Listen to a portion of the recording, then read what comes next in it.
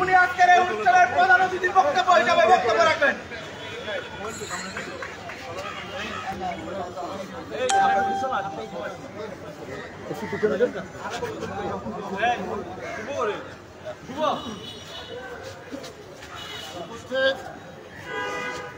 আমার প্রিয় ভাইরা, বাংলাদেশ জাতীয়তাবাদী দল সারা বাংলাদেশে আজকে নির্দলীয় নিরপেক্ষ সরকারের অধীনে নির্বাচন ব্যবস্থা কায়েম করার জন্য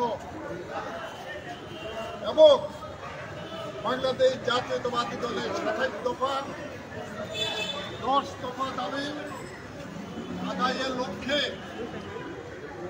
দ্রব্যমূল্য ঊর্ধ্বগতি, বিদ্যুৎ, গ্যাস সহ নিত্য প্রয়োজনীয় দ্রব্যের ঊর্ধ্বগতির প্রতিবাদে সারা বাংলাদেশে কর্মসূচি পালিত হচ্ছে। আপনারা জানেন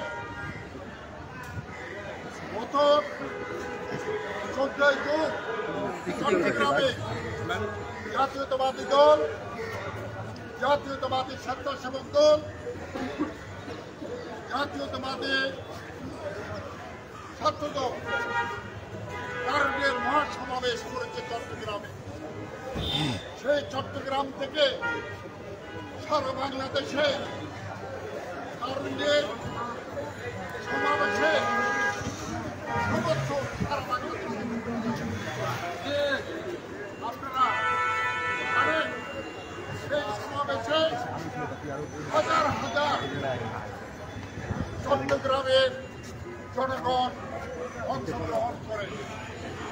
সেই সমাবেশে প্রস্তুতি শুরু হওয়ার পর থেকে সেই সমাবেশ স্থলে আসার পর যাওয়ার পথে আমাদের দলের নেতা কর্মীদেরকে সরকারের ছত্রছায়া হামলা, নির্যাতন, মামলা করে কারাগারে নির্যাতন করা হয়েছে।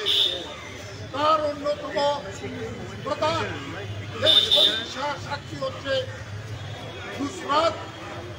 সেই নুসরাত আসিয়া বাড়ি ফেরার পরে আওয়ামী সন্ত্রাসীদের হামলার মুখে অপহরণ করা হয়। অপহরণ করে এলাকার মানুষের চাপে পড়ে রাত 2টায় যখন থানার আশ্রয় যেতে চেয়েছিল, থানায় গিয়ে সে শেষ পর্যন্ত নিরাপদ হতে পারেনি। থানাতে নুসরাত গিয়েছিল তার নিরাপদ অবস্থার তার জন্য। থানায় গিয়ে থানায় একটি 2022 সালে মিথ্যা মামলা গ্রেফতার দেখিয়ে তাকে জেল হাজতে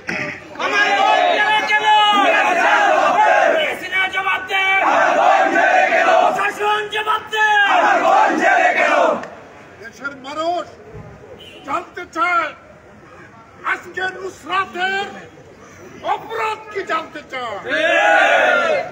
আমরা দেশের মানুষ বিএনপি, যুবদল, ছাত্র দলের নেতা কর্মী শুভানুধ্যায়ীকে মামলা করা হচ্ছে।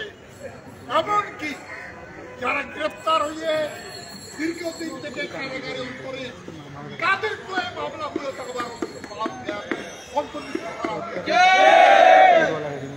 আমরা চাই এই সন্ত্রাসের অবসান, এই দুর্যোগের অবসান। আগামী দিনে দেশ নেত্রী বেগম খালেদা জিয়া, তারুণ্যের অহংকার তারেক রহমানের নেতৃত্বে বাংলাদেশ জাতীয়তাবাদী দলের নেতৃত্বে আগামী দিনের যে নির্বাচন ব্যবস্থা নির্দলীয় নিরপেক্ষ সরকারের মধ্যে হোক, তার জন্য দেশের মানুষ প্রয়োজন যদি হয় এক দফার আন্দোলন করবে। সবাইকে আন্তরিক অভিনন্দন, ধন্যবাদ জানিয়ে বক্তব্য মুক্তি মুক্তি মুক্তি চাই, মুক্তি চাই, মুক্তি চাই।